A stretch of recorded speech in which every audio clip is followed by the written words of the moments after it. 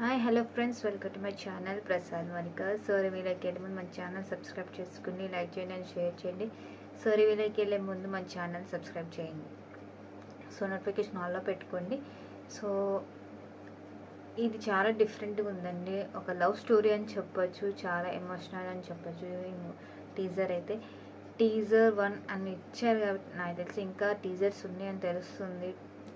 So డిఫరెంట్గా ఉంది, అదే పేరు కూడా డిఫరెంట్గా ఉందండి. సో టైటిల్ నేమ్ కూడా అదే అండి, 8 వసంతాలు. సో లవ్ స్టోరీ అని చెప్పొచ్చు.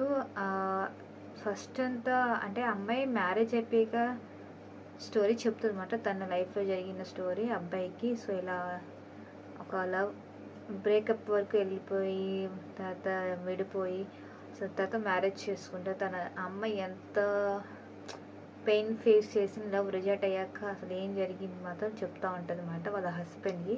సో వాళ్ళ హస్బెండ్ కూడా లవ్ రిజెక్ట్ అవుతుంది అన్నమాట. సో ఇలా అవుతుంది. సో కొంచెం డౌట్ ఏంటంటే వాళ్ళ హస్బెండ్ వైఫ్ లేకపోతే సిస్టరా బ్రదర్స్ మాత్రం కొంచెం డిఫరెంట్గా ఉంది. సో చూడాలి ఎలా ఉంటుందో మూవీ అయితే. సో డిఫరెంట్ కాన్సెప్ట్ అని చెప్పొచ్చు.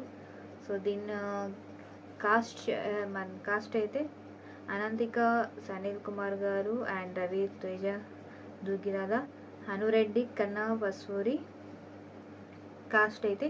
సో దీని డైరెక్టర్ రాసింది అండ్ రిటర్న్ ఇచ్చింది మాత్రం ఫణీంద్ర నరిశెట్టి అండ్ ప్రొడ్యూస్ చేసింది నవీన్ ఎర్రేని అండ్ వై రవిశంకర్ గారు అండ్ మ్యూజిక్ ఇచ్చింది హసన్ అబ్దుల్ మహబ్బా గారు. అండ్ ఈయన చాలా మ్యూజిక్లో ఇచ్చారు, చాలా మూవీస్లోకి.